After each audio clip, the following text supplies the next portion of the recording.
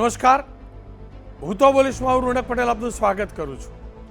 હું તો બોલીશનો આજે સતત 1722મો એપિસોડ અને 1722મા એપિસોડના બે મુદ્દા છે.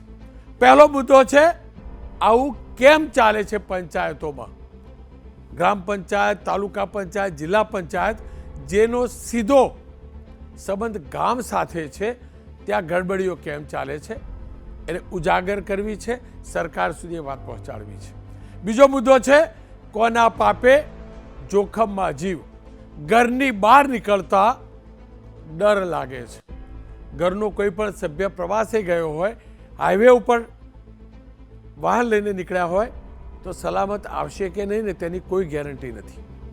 કોના પાપે? આપણે વ્યવસ્થિત ચાલીએ પણ છીએ, ડ્રાઇવિંગ પણ પ્રોપર કરીએ છીએ, છતાં આપણો જીવ જોખમમાં કેમ મુકાય છે એ બોલવું છે. પણ શરૂઆત કેમ આવું ચાલે છે પંચાયતોના મુદ્દાથી.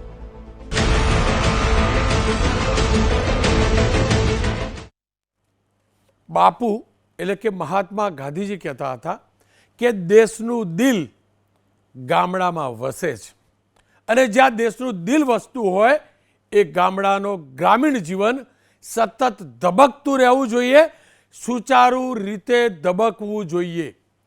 ગામ સદ્ધર હશે, ગામ સમૃદ્ધ હશે, ગામની અંદર વહીવટ સારી રીતે ચાલતો હશે તો એ તાલુકો, એ જિલ્લો, એ પ્રદેશ અને એ દેશ એની અંદર સુશાસન હશે, તે નક્કી છે.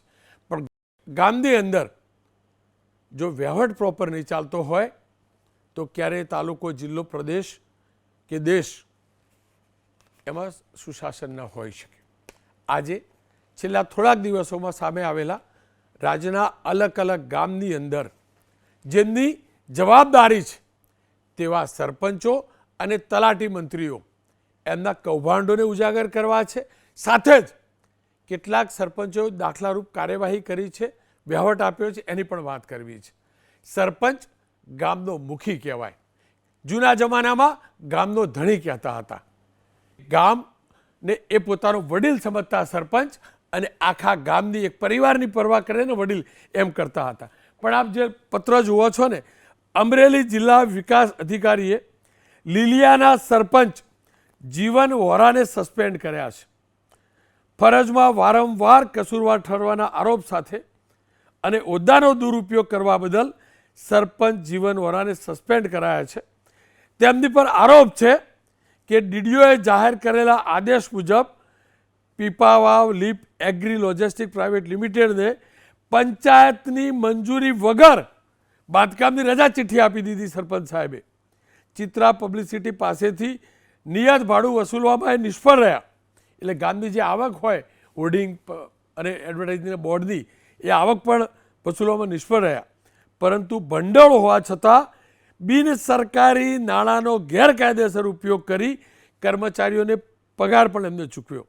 એટલું જ નહીં, ભૂગર્ભ ગટરના કારણે ગંદકી સહિતના મુદ્દે સરપંચ પોતાની ફરજો નિભાવવામાં કસૂરવાર ઠર્યા છે તેવું ડીડીઓએ કહ્યું છે. આ તો એક જિલ્લાના એક ગામની વાત થઈ અને સરપંચની વાત થઈ. તલાટીઓના પણ આ પ્રકારના કાંડ સામે આવે છે. દાહોદ જિલ્લાના ઢઢેલા ઇટાવાના તલાટી 5,000 રૂપિયાની લાંચ લેતા એસીબીના છટકામાં ઝડપાયા છે. આરસીસી રોડ અને સામૂહિક શૌચાલયના કામોના બિલ મંજૂર કરવા કોન્ટ્રાક્ટર પાસેથી આ સાહેબે 30,000ની લાંચ માગ્યાનો આરોપ છે. વર્ષ 2024માં આરસીસીના રોડ અને સામૂહિક શૌચાલયના કામોને અપાઈ હતી વહીવટી મંજૂરી. કામ પૂરું થયું છતાં એ બિલો પાસ ન કર્યા અને એ બિલો પાસ કરવાના આ સાહેબે રૂપિયા માગેલા હતા અને એટલે જ એસીબીએ ઝડપ્યા છે. આ તો તલાટી સાહેબની વાત થઈ ગઈ. પેલા સરપંચની વાત હતી, આ તલાટી સાહેબની વાત. હવે ધોરાજી લેજો. ધોરાજીના ફણેજી ગામમાં વર્ષ 2010માં મનરેગાના ભ્રષ્ટાચારના કેસમાં 4 લોકો સામે ગુનો નોંધાયો છે તાજેતરમાં, જેમાં ફરેલી ગામના તત્કાલીન સરપંચ સવિતા રાબડિયા, તલાટી મંત્રી એમવી વેકરિયા, રોહિત સરદારા અને જયેશ રાબડિયા સામે ગુનો નોંધાયો છે.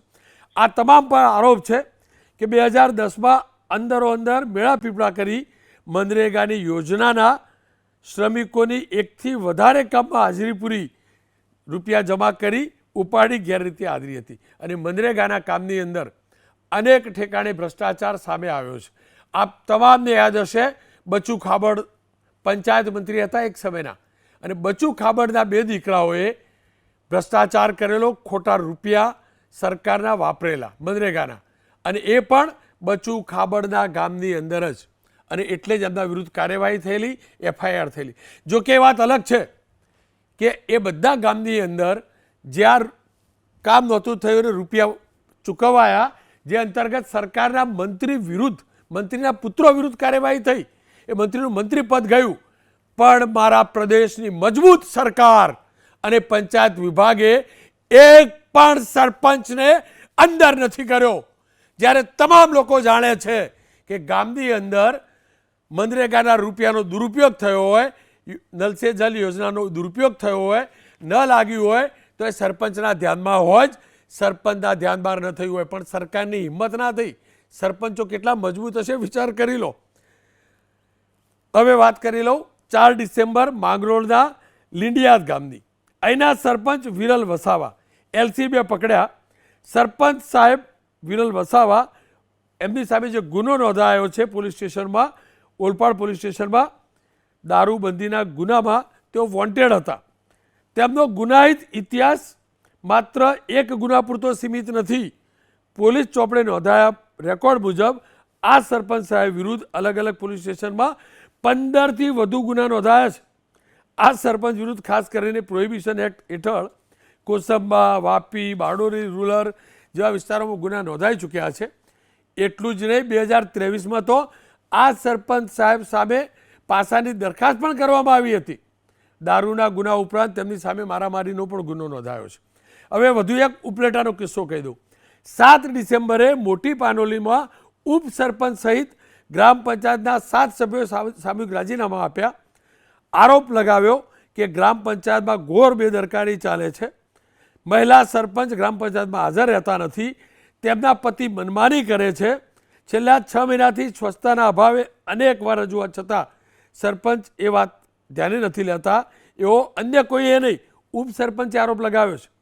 કોન્ટ્રાક્ટ કર્મચારીઓને 1,20,000નો પગાર અપાય છતાં પણ કામ નથી થતો હોવાનો પણ આરોપ લગાવ્યો છે. બીજી તરફ ઉપસરપંચના આરોપોને મહિલા સરપંચના પતિએ ફગાવ્યા છે. અને આ જ બતાવે છે કે સરપંચો ભ્રષ્ટ હોય છે. કેટલાક તલાટીઓ કાંડ કરે છે. સરપંચ જ્યાં મહિલા છે ત્યાં તો એમના પતિ શાસન ચલાવે છે, કુશાસન ચલાવે છે.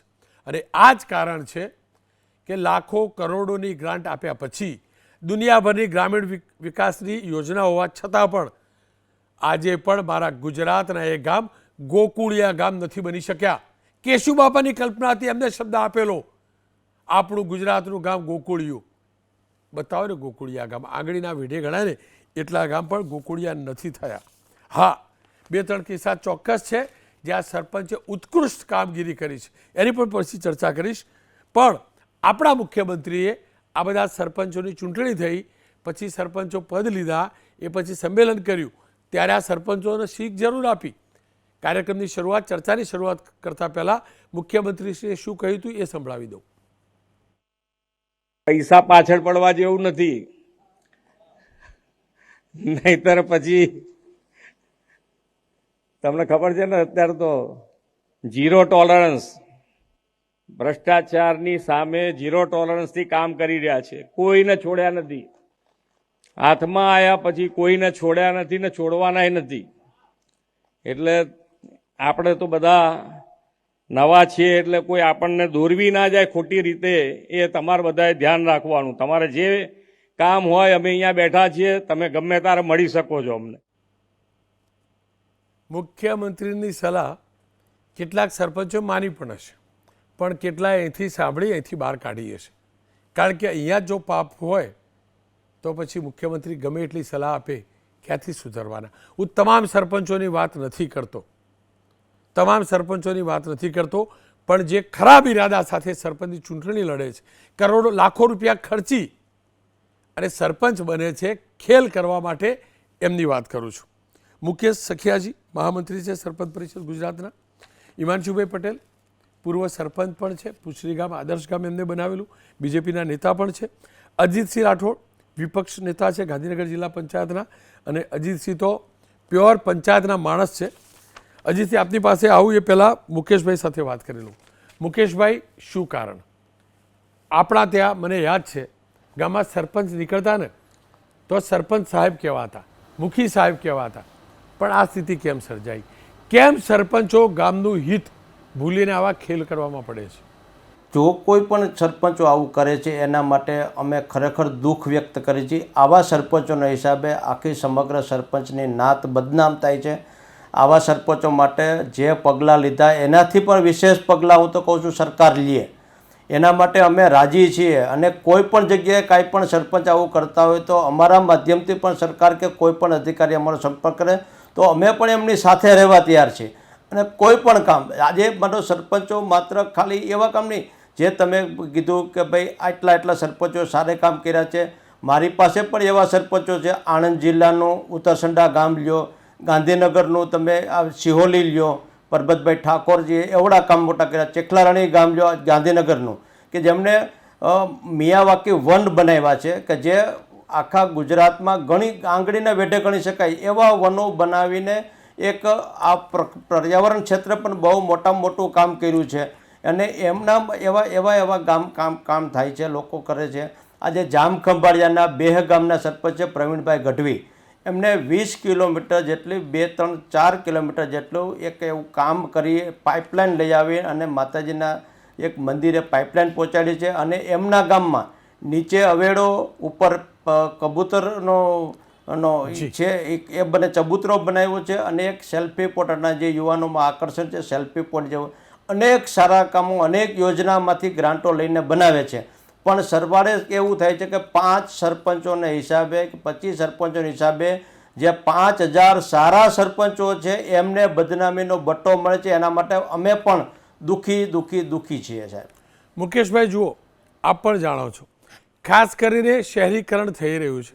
ગામડા શહેરની નજીક પહોંચ્યા છે અથવા શહેર ગામની નજીક પહોંચ્યા છે. ગામની જમીનોના ભાવ પણ વધ્યા છે. ગામડાની ગૌચર ખવાઈ ચૂકી છે. અને પ્રમાણિકતાથી કહેજો, સરપંચ સાહેબના ધ્યાન બહાર કોઈની ત્રેવડ છે, ગામનો એક વીઘો તો દૂર તસુ બહાર પણ જમીન પચાવી શકે, સરપંચોને ખબર ના હોય, અને ખબર હોય તો રોકતા કેમ ન હોય? ના, એના માટે પણ સરપંચો પોતપોતાની રીતે આગળ વધતા હોય છે. ગામમાં માત્ર સરપંચ એક જ એવું નથી હોતું. ગામના સરપંચો, તલાટીઓ, ગામના પૂર્વ સરપંચો, ઉપર તાલુકા પંચાયત, જિલ્લા પંચાયત કે ધારાસભ્યોના માર્ગદર્શનથી બધા લોકો કામ કરતા હોય. પણ જ્યારે અમુક માથાભારે તત્વો એ હોય છે, હું તમને એક દાખલો આપું કે ભાઈ ગાંધીનગર તાલુકાનું ચેખરાળણી ગામ છે, એના ઘનશ્યામજી ઝાલા સરપંચ બન્યા ત્યારે એક બહુ મોટા એડવોકેટ ગણી શકાય, એમની 50 કરોડ જેટલી જમીનની એનો દબાણ હતું. એ તટસ્થતાથી, નિડરતાથી એમણે દબાણ પર દૂર કરાવી દીધું, સ્વૈચ્છિક દબાણ, કોઈ પણ જાતની પબ્લિસિટી વગર, કોઈ પણ જાતનું કામ કર્યા વગર દબાણ દૂર કરાવી દીધું છે. અને આજની તારીખે કોઈ પણ જાતનું કાંઈ પણ હોય ત્યારે સરપંચો પોતપોતાની રીતે કામો કરતા હોય છે. પણ ત્યારે અત્યારે શું છે, અધિકારીઓની મિલીભગતના હિસાબે છેલ્લે પાઘડીનો વડ છેલ્લે એના જેવું અધિકારીનો કોઈ પણ જાતના ડિપાર્ટમેન્ટમાં માત્ર સરપંચ એક જ માત્ર પૈસા નથી આપી શકતા.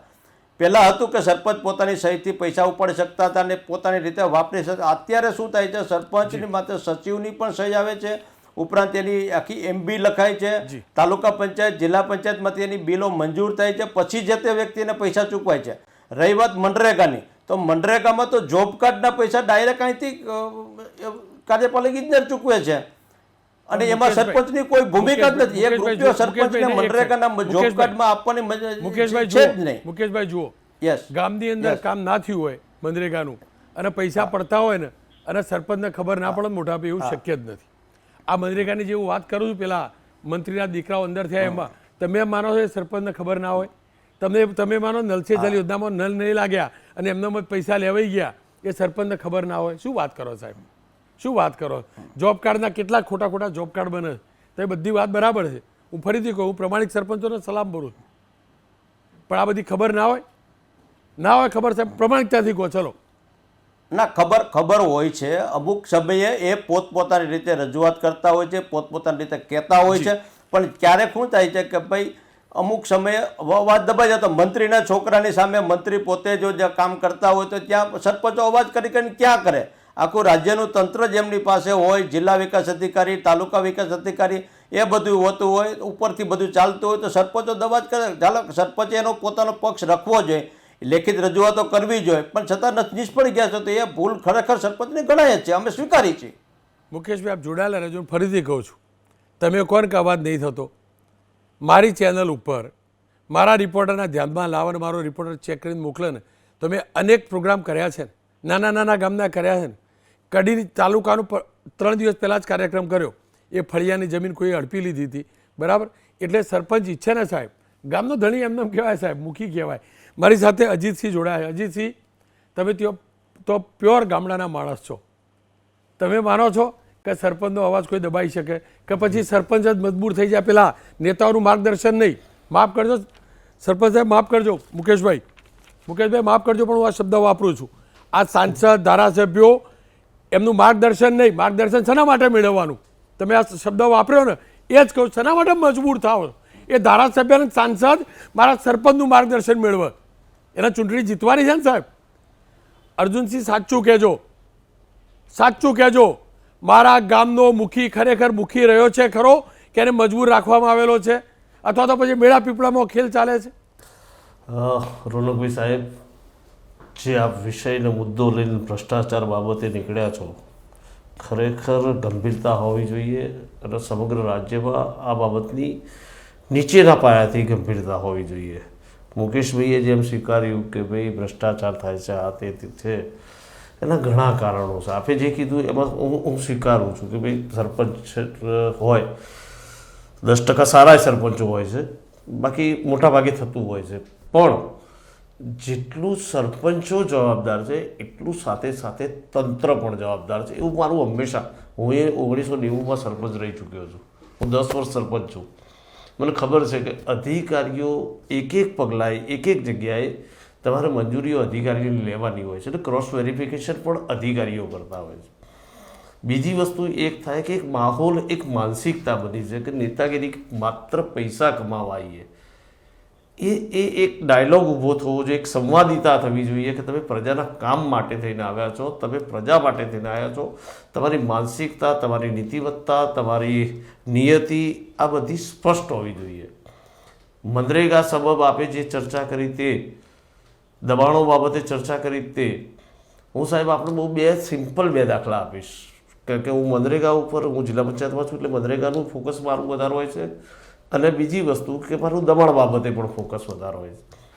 મેં 2011માં જે પ્રશ્ન હું ચૂંટાયો પહેલેલા, જે પ્રશ્ન પૂછ્યો તો જે જવાબ હતો ને, એ 2025માં મેં પ્રશ્ન પૂછ્યો એના એ જ દબાણો આવ્યા.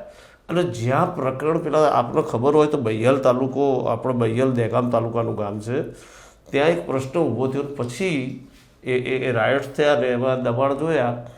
હવે સાહેબ મને માહિતીમાં દબાણ, મેં એમ કીધું કે ત્યાં દબાણ જ નથી, અને પછી પાછળથી 190 દબાણ આવ્યા.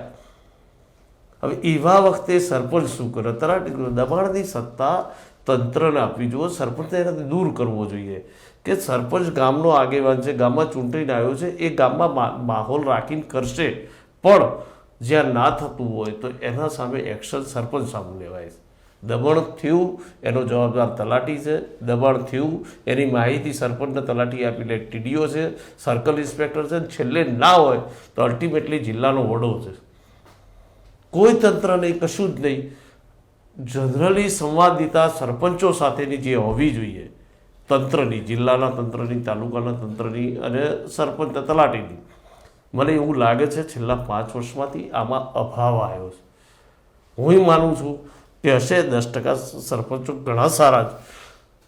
આ વખતે નવી બોડીમાં તો જે હમણાં ચૂંટણી ગઈ એમાં મારા વિસ્તારમાં પર્ટિક્યુલર કહું છું બહુ સારા સરપંચો આવ્યા છે, પણ એને કામ કરવાની સત્તા, એનું સાચું ગાઈડન્સ, એનું સાચું માર્ગદર્શન અને એક આઈનો. હું સાહેબ તમે મનરેગાની વાત કરું, દરેક મનરેગામાં દરેક જિલ્લામાં લોકપાલ મૂક્યા છે. હજી ગાંધીનગર જિલ્લામાં હું છું, લોકપાલ કોણ છે એ પણ ખબર નથી.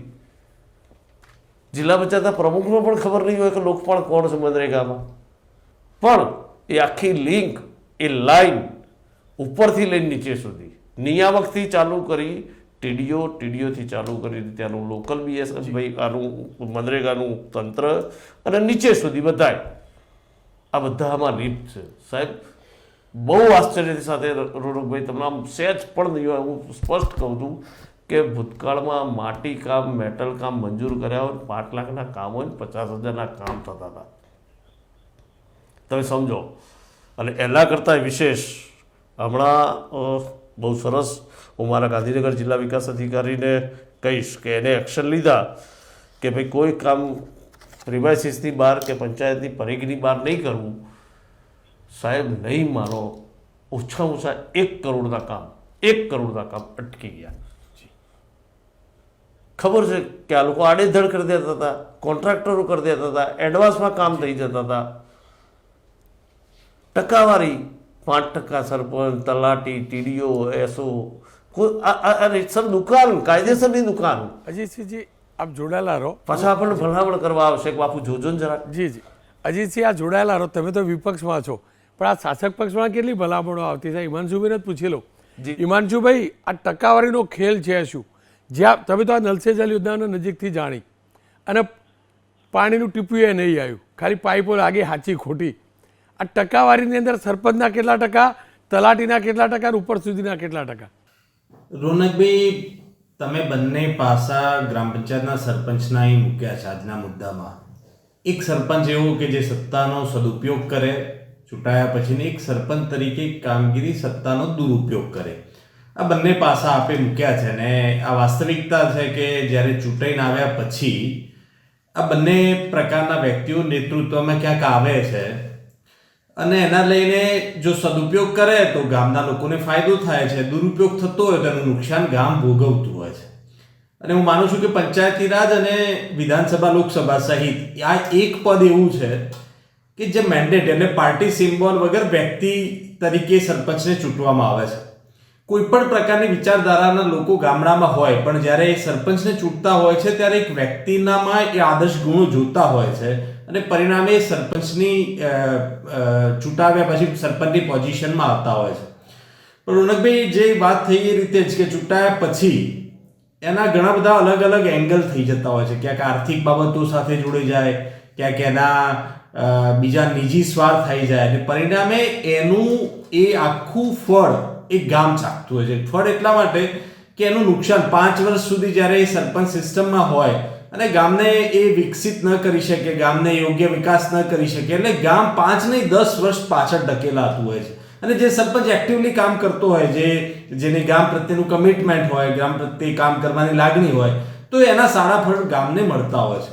રહી વાત સરકારની કે રાજ્ય સરકારે પંચાયતી રાજમાં એટલે ગ્રામ પંચાયતના સરપંચથી લઈ અને આખી પંચાયતી રાજ પણ જ્યારે સરપંચનો મુદ્દો છે ત્યાં પણ આવા ભ્રષ્ટાચાર યા આવો સત્તાનો દુરુપયોગ કરતા હોય ત્યાં કડકાઈની હાથે કામ લીધું છે. આપણે એક મુદ્દો પણ કર્યો હતો કે જેમાં સત્તાના વિકેન્દ્રીકરણના ભાગરૂપે સરપંચ જ્યારે ભ્રષ્ટાચાર કરતો હોય છે, સરપંચના સામે ભ્રષ્ટાચારની બૂમ હોય છે, ત્યારે એને ત્વરિત નિર્ણય લેવાય એટલા માટેની ઓથોરિટીનું સત્તાનું વિકેન્દ્રીકરણ પણ કર્યું છે.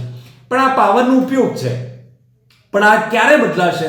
તો આ ત્યારે બદલાવશે કે જ્યારે સિસ્ટમમાં આવેલો વ્યક્તિ એ ભાવના સાથે આવશે કે મારે મારા ગામનું કામ કરવું છે. પણ રોનકભાઈ, જ્યારે આવા કિસ્સાઓ બન્યા છે રાજ્ય સરકારે ખૂબ કડકાઈથી કામ લીધું છે. આપને પણ ધ્યાન ઉપર છે કે આવા જ્યારે કિસ્સાઓ બન્યા છે. બચ્ચુ ખાબડવાળા કિસ્સામાં રોકો આપજો. બચ્ચુ ખાબડના જિલ્લામાંથી કેટલા સરપંચોને ઘેર બેસાડ્યા, કેટલાને અંદર કર્યા? તમે તો એ આખો પ્રોજેક્ટ જાણો છો ને રોનકભાઈ? જે તાકાત હતી બચ્ચુ ખાબડના દીકરાને બધા રેકેટ બાજુની તાકાત હતી. સરપંચો જો એક્ટિવ રહ્યા હોત અને જો મળેલા ના હોત તો આ ખેલ પાડતે કરોડો રૂપિયાનો. રોનકભાઈ, એ કિસ્સામાં પણ ફરિયાદ નોંધવામાં આવી એટલા પૂરતું જ નહીં, પણ એવી લાલચોમાં જે સરપંચ જોડાયા તો એને પણ નુકસાન, એનું વ્યક્તિગત તો થયું, એના ગામને પણ નુકસાન કર્યું. રોનકભાઈ, મહીસાગર જિલ્લાની અંદર નલ સે જલ યોજનાની આપે વાત કરી ત્યારે મારે એ પણ વાત મૂકવી છે કે એ વિસ્તારની અંદર 7 એવા ગામો હતા. આજુબાજુના 23 ગામોની અંદરના સરપંચો યા સીધો ઇન્વોલ્વમેન્ટ સરપંચનું હતું નહોતું એ તપાસનો વિષય છે. પણ 23 ગામોની અંદર ભ્રષ્ટાચારની વાત આવી, બાજુના 7 ગામ હતા, એ 7 ગામમાં એક પણ ભ્રષ્ટાચારની વાત ન આવી. કેમ ના આવી? સરપંચની જાગૃતતા હતી. સરપંચે કોન્ટ્રાક્ટરે કીધું કે કમ્પ્લીશન સર્ટી આપવું પડશે, સરપંચે ના પાડી કે હું કમ્પ્લીશન સર્ટી નહીં આપું. કેમ કે મારા ગામમાં કામ પૂરું નથી થયું. આ નેતૃત્વનો રોલ છે. આ નેતૃત્વએ પોતાની ફરજ અદા કરવી પડશે. સરકારના નિયમો ઘણા બન્યા છે અને હજુ સુધારા થશે, હજુ બનશે, હજુ કડકાઈથી કામ કરશે. પણ જે વ્યક્તિ ચૂંટાઈને આવ્યો છે, વ્યક્તિની માનસિકતા, વ્યક્તિની લાગણી જો ગામના ભલા માટે નહીં હોય તો હું માનું છું કે કાયદાઓ ગમે તેટલા બનશે પણ એ ગામને ન્યાય નહીં આપી શકે. અને રોનકભાઈ, છેલ્લે હું એક વાત એટલા માટે કરીશ કે અત્યારથી વર્ષોથી હું તો 25 વર્ષથી આ ફિલ્ડમાં જ્યારે મેં નજીકથી પંચાયતી રાજને જોયું છે કે જે વ્યક્તિઓએ ગામના ભલા માટે કામ કર્યા છે અને એના માટેનું ઉત્તમ ઉદાહરણ સામૂહિક વિકાસનું લાખા વણજારાને આજે પણ લોકો યાદ કરે છે. કેમ નામ કરે છે? કે એને ગામડાઓના હિત માટે એને વાવ ખોદાવી, એને પાણી કર્યું. તો આવા નેતૃત્વ, આ તો ચૂંટાઈને આવે છે પણ ગામડાઓ માટે આવા કામ કરનાર લોકોને વર્ષો સુધી યાદ કરે છે. અને હું એટલું જ કહીશ કે આ મુદ્દાથી કે જે પણ સરપંચ મિત્રો સિસ્ટમમાં છે એને પોતાના ગામને કેન્દ્રિત લઈને, પોતાના ગામના લોકોના સેન્ટરમાં રાખીને એને ગામના માટે ભલું કરવું જોઈએ. જી હિમાંશુભાઈ, આપનો ખૂબ ખૂબ આભાર. આપે સાચું કહ્યું, નેતૃત્વની વાત. કોડીનાર તાલુકાનું મિતિયાસ ગામ, અહીંના યુવા સરપંચ સુરપાલભાઈએ રાત્રે 8 થી 10 વાગ્યા સુધી પંચાયતનું બિલ્ડિંગ ચાલુ રાખે છે. કેમ?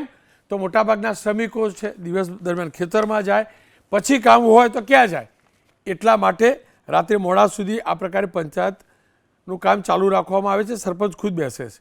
સાબરકાંઠાનું ખેડબ્રહ્માનું ગલોડિયા ગામ, અહીંના સરપંચ ઉપરથી તમામે શીખ લેવી જોઈએ, કારણ કે વન સંવર્ધન થકી સરપંચે આવકનો સ્ત્રોત ઊભો કર્યો છે.